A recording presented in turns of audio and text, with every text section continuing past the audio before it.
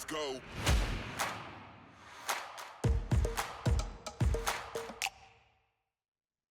Hello, everyone, and welcome to the Adjusted for Risk podcast from the shores of Lake Tahoe. I am Ryan Nauman, the market strategist at Zephyr. Today's episode is very timely and one that I'm really excited for. Technology has driven the evolution of the wealth management space for the 20 years that I've been in the industry. So I feel like now we are reaching another inflection point as AI becomes more attainable and accessible. I was recently at the Wealth Management Edge event, and AI was the hottest topic at the conference. Well, I have two fantastic guests on today that are going to help us understand AI and how we can take advantage of it. But first, today's episode is sponsored by the award winning Zephyr, which helps investment professionals make more informed investment decisions. I would like to welcome back on the show Qdeck's Prakasam and Keebeck Wealth Management's Bruce Lee. Jag is Qdeck's CEO, while Bruce is Keebeck's CEO and founder. Thank you, Jag and Bruce, for being on the show. It's such an honor to have you both on. Thank you so much. Can you just tell us a little bit about yourselves, Qdeck and Keebeck? Let's start with you, Jag. Sure, Ryan. Thanks a lot for having me back on your show. I guess the previous one was okay, so you kind of got right. Qdeck is a AI co-pilot for wealth advisors, which helps them, deliver high quality investment research and client servicing at scale. That is the primary reason why you would use AI, and it's very much meets that mandate. And I'll let Bruce introduce himself. Thanks, Jack. Thanks, Ryan, for having me on the show. We are an RIA that's about 6 years old, come in July. We kind of fancy ourselves as a bespoke organization where we try to look for customized solutions. I would say the good to that is we think we service each client in their own unique way relative to what they're looking for. I would say the negative to that is, unlike other organizations, that you can't just place, all your clients in, 3 or 4 different various risk buckets and kind of scale the business from there. So it becomes very imperative that we look for unique opportunities, partnerships, and so on and so forth that can help accelerate those decisions and create more consistent and more predictable outcomes. And so that's kind of the genesis of Keebeck and how we got born and where we're at today. And we're making progress. Fantastic. Thanks, Jag and Bruce. Bruce, you brought up a very good point. And I'm going to talk about this later on in our conversation about the personalization. And Jag, you talked about it too, about scaling. We talk at Zephyr about how important it is to personalize not only the service, but the investments that you're offering clients and offering that service as a financial advisor or RIA. And we'll talk about that shortly because AI, I think, plays a critical role in there, but I want more information. There's been a lot of studies about, children leaving their parents' advisor. And there's roughly, Jag, I think you might have told me this, that 90% of children leave their parents' advisor. Why is that number so high? And how can advisors slow that trend and keep those multiple generations of family members as clients? Jag, why don't we start with you? Yeah, as I think I mentioned in my previous conversation, we are in one of the biggest wealth transfers in the United States from one generation to the next. And what happens is the unfortunate stat is that 80 to 90% of the assets leave the parent's financial advisor when that transition happens, if they did not have a prior relationship with them. And one of the biggest reasons that we found after doing about close to 300 prospective client interviews while we were building the product, we built Qdeck over 3.5 years. And we did a lot of research on that. And what we found is the next generation tend to be digital natives. As you can imagine, many of them work in digital native businesses as well. and they like self-service transaction models. They like hyper personalization, but at a very different level than their parents thought about it, you know. Mm. And this is where we felt that AI was a perfect solution for something. We can increase the quality of the investment research that is being delivered, as well as increase that hyper personalized solution that Bruce spoke about earlier, where help the advisors empower them. Our role is to empower them, be a co pilot to the advisor, and help them go deliver that. And I think that's going to be the biggest differentiating factor between whether a family after a wealth transfer will leave the advisor or not. This is going to be an important factor. Yes. Bruce, what are you doing in your firm and your team doing to bridge that gap and make sure those younger clients or younger investors stay with you? Well, it's an excellent question because the tailwind and the headwind present itself an opportunity. So when you take a look at the what I call the old economy, and you look at the plethora of unbelievably great advisors that have been incubated for the last 30 or 40 years, what you're seeing is a bunch of advisors, starting, from my generation, almost in the mid 80s all the way to today, they watched innovation on Wall Street and the products thereof. Yeah. And there was a playing field where clients felt a desire um, to engage in those various platforms. What what what technology has done in the last, gee whiz, it says you can say 20, but 10, but in the last 5, it's been hyperbolic. And so it's created an opportunity where the new economy relative to this transfer of wealth are converging into one thesis.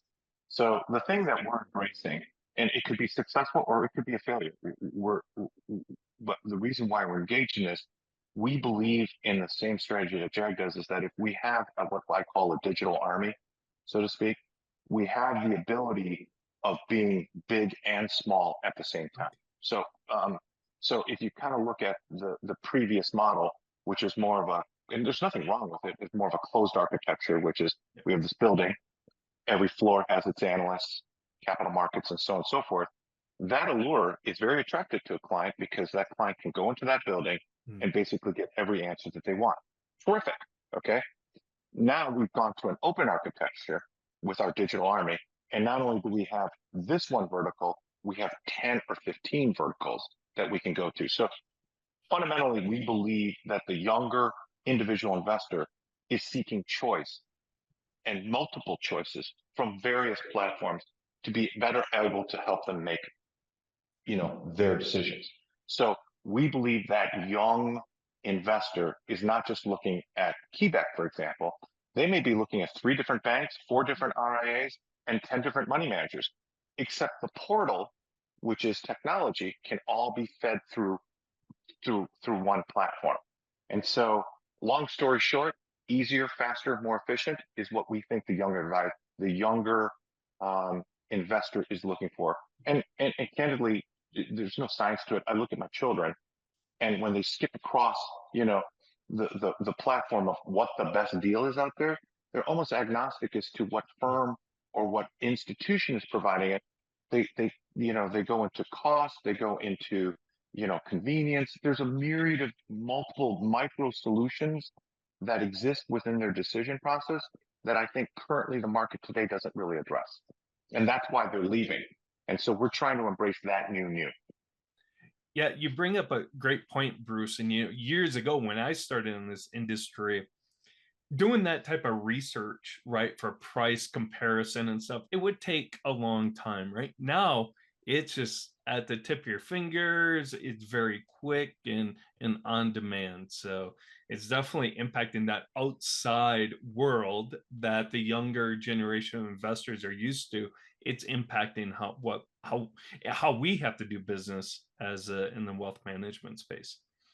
You know, AI has been a hot topic, like I mentioned. Financial advisors, I think, really understand the potential benefits, but questions remain, like how to leverage it, how to implement it, really how to put your arms around it. Like, what does it look like in practice?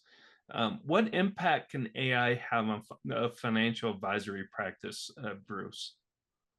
Well, first of all, remember, AI is a tool. It's not necessarily a replacement, right? So it can take data from literally this moment on and go to yesterday and synthesize thousands of factors into a decision process. But it still takes an advisor from the moment that you get the information to still render an opinion.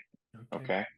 So let's not think that AI is going to replace the advisor, but it's going to give the advisor the ability, again, to create faster decisions based upon data that they feel is more relevant to the client's, well-being, portfolio, whatever the case may be.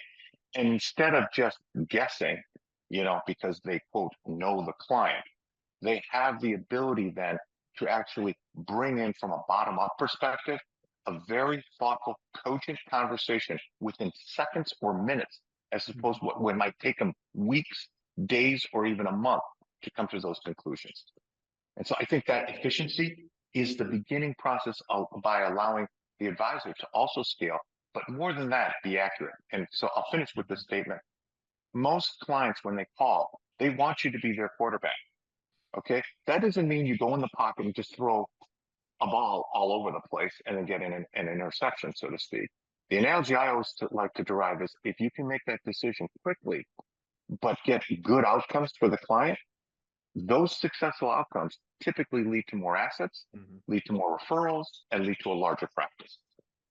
Fantastic. Jake, do you have anything to add there? That was perfect, Bruce. Yeah, no. I absolutely agree with Bruce in that AI is a more tool that actually efficiently helps you synthesize a wide variety of data. Essentially, what I'm saying is like, let's take, for example, when the telephone was invented. Like I looked up some stats before I got on this call. I said, okay, how long did it take the telephone to be adopted? 100 million users to adopt a telephone, right? It was 75 years. Mobile phone was 16 years. The World Wide Web was 7 years. And a generative AI adoption was 2 months. Okay. And all these are tools. None of them replace the financial advisor or the physician. But think about it. It's about the value prop is so much more, exponentially more, that they can actually make far better decisions. One would agree that we are able to transact business at a much faster pace than when we just had the telephone all the way to Gen AI, right? But also higher quality decisions. Today, the average consumer has so much data. Even if you go to buy a home, for example, today you have so many parameters. The old model of having just relying on a few data points from your realtor is gone. However, the realtor hasn't been replaced. The realtor is still there. Only thing now, they're providing a rich, full 360-degree view so that the consumer is comfortable that, okay, they have looked at all options and this is what they want to do, right? Fantastic. We're only halfway through this conversation. The trend has already started to take place. Scalability, making things more efficient, and just better answers, better outcomes, ultimately for the investor, which is really what we're all striving to do. Jake, let's keep it with you. So, how can financial advisors leverage AI? What are you seeing in your financial advisors as clients? How are they using the AI? The biggest thing that I see is today there's so much access to data for us. Previously, you can use, we had AI. To be honest, our first AI implementation in the hedge fund that we spun out of was in 2005. But the amount of data points that went into that was not as many as today that we have. And it's almost like the perfect solution for the amount of data we are encountering today, right? And what advisors are leveraging on, for example, I'll tell you, on Qdeck, on Q Advisor, you can consume 7,000 financial news sources in 23 languages in real time, right? And now just imagine an advisor trying to consume 10 sources within, in real time, and it's going to be tough. Even one dimension is tough, right? And in a similar way, we see our advisors combining that along with their private data that they care about, right? And also, the other aspect to this is, let's take, for example, a client, an advisor has a client's portfolio, and they want to see the factors that influence that portfolio and write a very personalized portfolio driven commentary, for example, on Mhm. that, explaining what factors are affecting what is the outlook. Now we can do it within 30 seconds on QAdvisor, right? For an advisor, it would have taken a lot more to synthesize all that. And now it's a scale problem because once you have, how many clients can an advisor manage? Then it Mhm. becomes that, okay, they have to manage only bigger accounts because it doesn't make any sense in terms of them spending so much time, right? But with AI, now they can manage a lot more clients and a spectrum of assets as well. Now you take the parents and build a multi-generational wealth thread, sort of a relationship with their kids, their grandkids, even before that transfer happens. And the kids' accounts may be smaller, the grandkids' accounts may be smaller. That's all right, but they get the same level of service that their parents get because now an advisor uses AI to help them out, which I think is a value prop, and that's how our advisors are using it. Great. Great.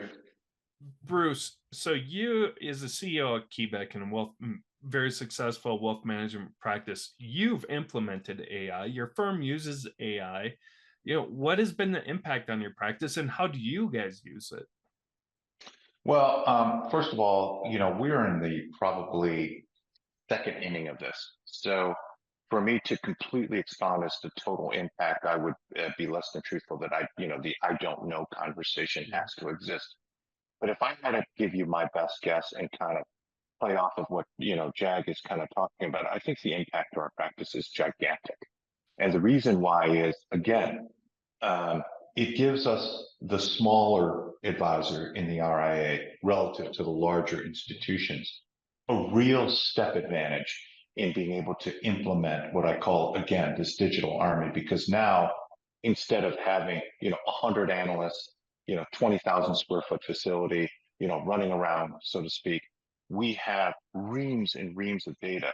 But, similar to, the chemical engineer, we have the ability to titrate that information. So what I mean by is that create a cleaner, more, have you ever heard like you see all the newsreels and you go, I don't even know what to listen to, right? And so what it does is it has the ability of helping you synthesize what's important and what's not. And also, I need to suggest this. Everyone keeps talking about AI to the upside and, oh, it scares me and so on and so forth. AI can also be trained for the downside. And so it also helps us, in my opinion, create better outcomes for compliance issues and so on and so forth. So if a client is getting kind of out of balance with their discussion, which is another conversation. Oh, I want to go long tech. And you're like, well, you're already way overweighted there. AI can be a governing tool to also help suggest to the client, hey, listen, your goals were X. We're at Y. Let's not get too carried away. And it actually acts as a CRM or a compliance guide to the client, as well as to the advisor to help guide that client from getting overly emotional. I've always said this once, and I'll say it 1,000 times. Volatility drives good up and down, drives good and bad decisions, mostly bad, because at the highs you want to buy more, at the lows you want to sell more. Okay, AI is going to help smooth out that volatility curve to help the client better understand that it's not just the advisor's advice. You've got maybe, let's count it, there's hundreds of factors that go into portfolio decision, but let's say for purposes of this podcast that, there are about 18 factors that really influence the portfolio. So if all of a sudden a client goes, you know what, I want to triple down on the FANG stocks, you know, AI can be that tool to say, hey, wait, hold it, let's pump the brakes. So you often hear about AI to the detriment of society. It also could be the savior of society. If you think about all the clients that have lost money, okay, in various crashes and so on and so forth and whatnot, and all the financial damage that's been done over the last 40 years due to poor investment decisions by the investor and by the advisor to help as a governing force. So that's a long story short, but that's kind of why I'm so hopeful. It's not just the upside; it also protects me and the client on the downside. That's fantastic. Something I really haven't thought about when thinking about AI, especially the regulatory side. That's great. Can you also talk about the process of implementing AI? Was it hard? I mean, what went? How long did it take? Well, this will sound like a shameless plug for Jag, but Qdeck's been very helpful with us in helping design the outcomes, because we've had several discussions prior to pushing out, Qdeck's information to our clients. And the way we started was, first of all, how do we deliver this? Do we take this information, just give it to the advisors, give it to the firm? My suggestion to the technology, let's bring it out to the consumer right away, because the consumer, the end user, is going to tell us what's right and what's wrong. So what we did was we beta tested it with about 20 clients, and we got some really meaningful feedback. And what was really enlightening is now all of a sudden, which something I didn't realize, is that the client trusted us more because we were willing to engage in the quote, experiment of, does this work? And they felt more engaged in the process, which then made them make them feel like we were more engaged in their net worth because we cared. So when that test pilot went out, I think, Jeff, for about 20 different, relevant clients, we made sure that we tested various areas geographically, age difference versus whatever, to find out what are the challenges that a younger investor would have versus an older investor, and someone who's not sophisticated in technology versus someone who's very sophisticated in technology. So once again, the bespoke model using AI can still be bespoke without creating this, 1, 2, 3 cadence, everyone goes into a box and so on and so forth. I actually think AI is going to transform the advisory business. Let me give you kind of an example just to kind of encapsulate it for you. Everyone talks about, oh my goodness, automated cars, where they drive those, so on and so forth. Everyone goes, oh, I could never trust it. The statistic, though, is the reason why that technology is existing and why it continues to move along is there's going to be about 1 million lives saved a year based upon that technology. So think about that, right? 1 million lives, that's a lot of insurance premiums go down. Probably traffic gets better because you don't have somebody, glutting, the highways. So those outcomes in the long run, I understand there's going to be negatives to that discussion. But the macro conversation is, if it's true and it saves that many lives, okay, that technology was a benefit to society. I believe the same thing exists for AI with our clients, that this is going to save them not only money and time, but it's going to create less calamities. And so I don't need to keep preaching about that, but that's how we're implementing it at Keebeck. And we've gotten a lot of positive feedback on it so far. Fantastic. And I often talk about trying to let your clients so they can sleep better at night, right? And sounds like that's what you're doing at Keebeck. Jake, there's a lot of talk, at Zephyr about the importance of personalization. Bruce touched on it. You touched on it earlier. And at first, now after just this conversation for the past 20 minutes, I've learned more about it. But at first, I was a little concerned. Does AI still maintain that level of personalization? Do you lose some when you're working with AI because it's so important? Can you talk on that and the impact AI has on personalization or customization for the investor? Yeah, no, absolutely. I'm going to take a step back and just draw a parallel to another industry. So my wife is a physician. She works for one of the largest medical networks here, and she also has another role she wears. She's a clinical informatics lead. Okay. Oh. So what she does in her world is they're looking at a ton of AI sort of options for the patient physician relationship, right? Where personalization becomes so critical in terms of you better be careful. Each person is very unique in that sense, right? I mean, portfolios can be similar, but investment portfolios, but a person is very unique, right? And they're able to look through, and that's the target that they're going after. And I see her research, and I borrow from that as well as we debate over dinner or whatever. you know how are they doing it? Because we are doing the same in a portfolio. We want to take it to the level that it's about you. It's about you. There is a company I recently saw who's creating sneakers without sizes. They're using an AI technology to frame your leg size and say, imagine a shoe that was built just for you. It's not a size 9 or a size 10 or a size 11, but it's beautiful. You see, that's the world we are walking into. These are all things that I see, and that is going to be the expectation by your clients as well. And AI is a perfect solution for it. Unlike a simple, previously, if you did a statistical model or a pure, non-AI model, what would happen is there is that sense that there's a cookie cutter sort of approach to it. I get a lot of marketing emails that come to me. Sometimes they use the same service and it would look like they use the same sort of text. And it's funny because they're two different companies, but they use the same text. One of the classic lines it'll say is, "Your name came up in my conversation with my boss 3 times over lunch." And that is a line that I've seen by multiple providers. And I'm like, hey, you just used a template from the same company, right? They know nothing about me and they Yeah. act like they're trying to personalize it. AI is not like that, right? So this is a very different level. It's actually surprisingly very efficient at even identifying. So we are working with a channel partner, for example, and there what we are doing is they are using our AI tech via an API, and there are multiple conversations happening, and they send us samples of conversations, texts, things like that, and it's also in different languages.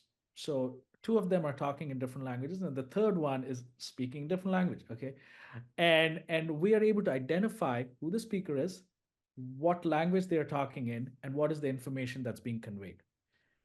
And then we take that information, and also we have a compliance filter. To Bruce's point, I was surprised. Actually, I haven't had this conversation with Bruce, but he's a visionary in terms of the advisory space where he adopts new Yeah. technology and looks to it, to be honest. And the use case that we did for Keebeck, it was completely like his vision. The technology is so new that when he presented it, we said, absolutely, we can do it, and we were happy to sort of support him in that vision. But what we're able to do there is the compliance filter is like, also, if an advisor says these returns are guaranteed, we will give a score. We are able to send a score back to their manager or their supervisor saying, hey, there was a conversation. You can look through the tapes. It's a 9 score. There was mention, but we are able to determine whether that advisor said bank guarantee or guaranteed returns. We are able to differentiate that statement, because bank guarantees okay, but guaranteed returns is a problem, right? And in the same way, what I'm saying is like we are able to personalize. The more information we know about the individual, we are able to personalize that to their experience. So this is actually more efficient than a human being. Even sometimes I can't, more people I meet, sometimes I can't keep all the parameters in my head or remember their history as well Yeah. as an AI. I wish we are all going to move around with our own AI sort of virtual assistants in our pockets through the phone or something in the future. But Yeah, that's great, Jake. Yeah, I definitely could use a virtual assistant. I don't know what I'm doing from minute to minute most days. That's great. I love that sneaker analysis too, because I often say, we have that 9 style box for equities. It's time to get rid of that. Right. And I think AI is a good way of saying, okay, we're just going to create the best portfolio to achieve your goals, risk, return objectives. Who cares about the style boxes? This is by the from the best investments to meet your objectives. This has been such a fun conversation, Jag and Bruce. Thank you so much for coming on the show. I really appreciate it. Real quickly, Jag, where can we get more information about you can Qdeck? go to qdeck.ai or send an email out to hello@qdeck.com, and I'll be happy to answer any questions. Bruce, where can we get more information about Keebeck? You can email me directly at blee@keebeck.com. Fantastic. Thank you, gentlemen, for the great conversation. Thank you, everyone, for listening to this episode of Zephyr's Adjusted for Risk podcast. You can watch all of our other podcasts on the Zephyr YouTube channel. Thank you and have a great rest of your week.